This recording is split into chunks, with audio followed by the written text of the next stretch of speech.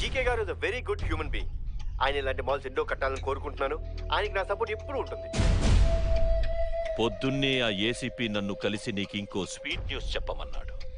ఆ ఏసీపీ ఎవరో కాదు, నీ రక్తం పంచుకు పుట్టిన కొడుకు. ఇక నుంచి నువ్వు ఎలాంటి మూవ్ వేసినా సరే నీ కొడుకుతోనే చెక్ పెడతా. గుడ్ ఆఫ్టర్నూన్ డీజీపీ గారు.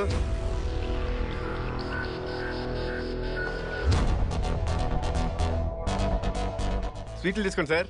ఓ దేనికి? మన జీకే గారు మాల్ ఓపెనింగ్ కదా. డీజీపీ గారు మీ ఫాదర్ అని తెలిసాక డిపార్ట్మెంట్ లో నూతన ఉత్సాహం వచ్చింది సార్. మరి సార్ ఏంటయ్యా ఎంత నీరసంగా ఉన్నారు? ఆరోగ్యం జాగ్రత్త సార్.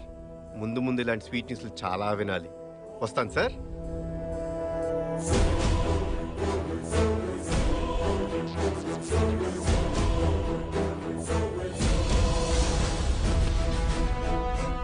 సార్ అతని రికార్డ్స్ ట్రేస్ చేశాం. కళ్యాణ్ సిన్హా అని పేరు మార్చుకుని ఎక్కడో ఉత్తరప్రదేశ్ లో ఆర్ఫన్ స్కూల్లో చదువుకున్నాడు. అతని చిన్నప్పుడు ఫోటో ఫ్యాక్స్ లో వస్తుంది.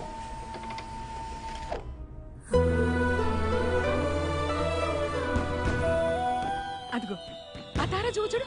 అది కదుగుదుగో ఎన్ని రంగులు వస్తున్నాయి కదా. అమ్మా నాన్న వస్తారా? అమ్మా వస్తారు కన్నా. ఏమ్మా సార్ ఇంకా ఇంటికి రాలేదా? పండగ రోజు కూడా డ్యూటీ అయినా మేము కూడా డ్యూటీలు చేస్తున్నాం, ఫ్యామిలీస్తో హ్యాపీగా ఉంటున్నాం. అక్కడికేదో ఆయన ఒక్కడే దేశానికి సేవ చేస్తున్నట్టు.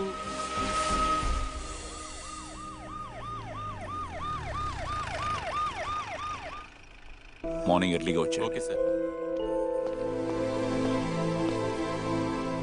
బాబుకి టపాసులేం తీసుకురాలేదేంటండి? సారీ రా, ఇప్పుడు వెళ్ళి కొనుక్కుందా? నాకేం అక్కర్లేదు నాన్న. అమ్మా.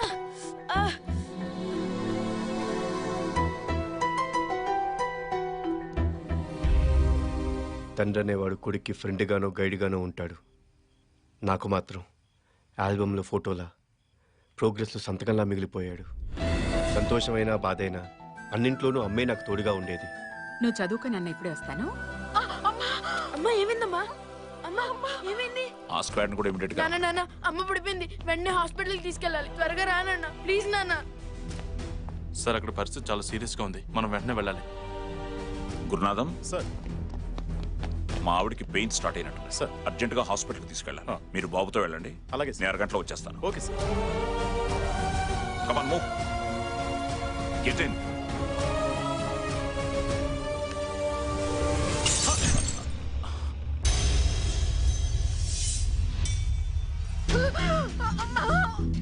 అమ్మా అమ్మా. కండిషన్ చాలా క్రిటికల్ గా ఉంది. వెంటనే ఆపరేషన్ చేయకపోతే తల్లి బిడ్డలిద్దరికి ప్రమాదం. ఆపరేషన్ కావాల్సిన డబ్బులు ఏర్పాటు చేసుకోండి. ఆ రోజు తోడుగా నిలబడటానికి నా పక్కన నాన్న లేడు. అమ్మకు వైద్యం చేయించడానికి నా దగ్గర డబ్బు లేదు. సారీ బాబు, తల్లి బిడ్డ ఇద్దరు చనిపోయారు.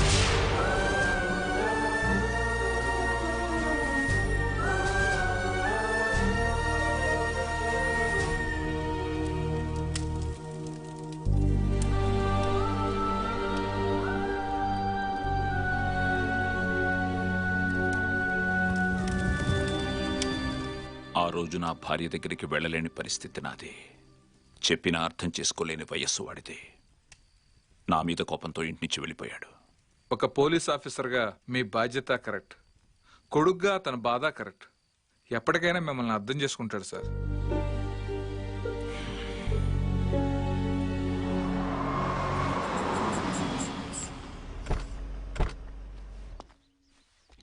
వచ్చేస్తున్నాడు. కెమెరా రెడీయా? మా TV camera perfect. Red handed గా పట్టుకోవాలి. పద. హలో, పొద్దుటి నుంచి మీకోసం తిరుగుతున్నాం, ఇప్పుడు దొరికారు. ఏంటి మ్యాటర్? మేము మారిపోయాం. మేము మీ రూట్ లోకి వచ్చేసాం అంతే. ఇదిగోండి మీ వాట. ఓకే, పర్లేదు సార్, తీసుకోండి సార్. ఏమైంది? ఈ మధ్య యోగా ప్రాక్టీస్ చేస్తున్నాడు సార్, ఆయన వదిలేండి, మీరు తీసుకోండి సార్. వద్దయ్యా, మా మనోభావాలు దెబ్బతింటే సార్, మీరు తీసుకోకపోతే ప్లీజ్ సార్. రెడ్డి గారు, మీ దగ్గర క్యాష్, వాడి దగ్గర కెమెరా తీసుకోండి. సార్ ఎలా కనిపెట్టారు సార్? ఒరే, ఛానల్ వాడి దగ్గర కెమెరా తెచ్చుకున్నావు, కకృతిగా క్యాప్ కూడా తెచ్చుకున్నావు. అవసరం వరా? Waste fellow. మా బర్రీ సార్, మన వ్యాన్ ఏమైనా సరౌండింగ్స్ లో ఉందా సార్?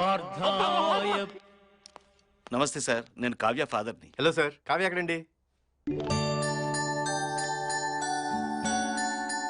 ఏంటిదంతా? Computers opening. రెడ్డి గారు, ఓపెనింగ్ అంటే ఏ తమందనో సమంతనో పిలిచేవాళ్ళం కదా. వాళ్ళు 5వ 10వ అడుగుతున్నారంట. అమ్మ వద్దులేండి, మనమే చేద్దాం.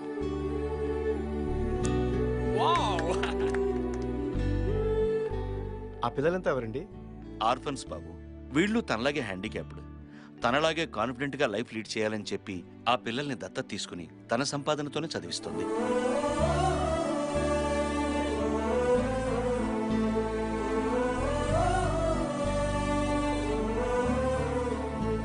సార్ సార్ ఏంటి రెడ్డి, ఈ అమ్మాయి క్యారెక్టరైజేషన్ మన క్యారెక్టర్ని డిస్టర్బ్ చేసేలాగుంది. పద పద. ఐజీ కాశీ గారిని కూడా మనతో కలిపేసుకుంటే పెద్ద మొత్తంలో నొక్కేయచ్చు. కలిపేసుకోరా, టోటల్ స్టేట్ డిపార్ట్మెంట్ నే కలిపేసుకో. Okay sir. నోర్మై. అరే, ఈ టైంలో డీజీపీ గారు నన్ను వెతుకుంటూ వచ్చారేంటండి? సార్ డ్యూటీ మైండెడ్ కదా. మీ నాన్నగారు నీతో ఒక్క నిమిషం మాట్లాడాలంటే. ఒక్క సెకండ్ మాట్లాడితే చాలని చాలా ఏళ్ళు వెయిట్ చేశాం. నేను చెప్పేది ఒకసారి, ఆ రోజు అసలు ఏం జరిగింది చూడండి కాశీ గారు, సార్ మీద కోపంతోనే పోలీస్ అయ్యాను, సార్ మీద కోపంతోనే ఇక్కడికి వచ్చాను, సార్ మీద కోపంతోనే ఆ జీకేని కలిశాను. సార్ మీద కోపంతో ఇంకా చాలా చేస్తాను. కన్వే చేయండి. ఏంటి?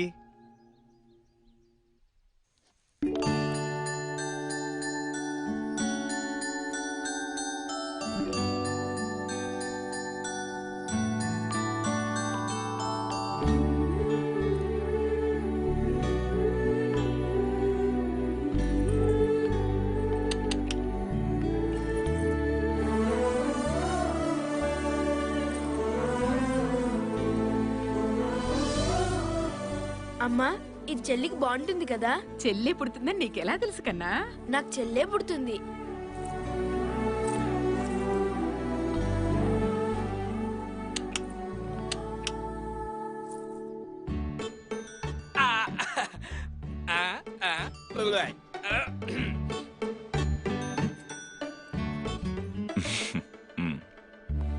మీ వల్ల అప్పుడే పుట్టిన నా చెల్లిని ఈ చేతుల్లో పోగొట్టుకున్నాను.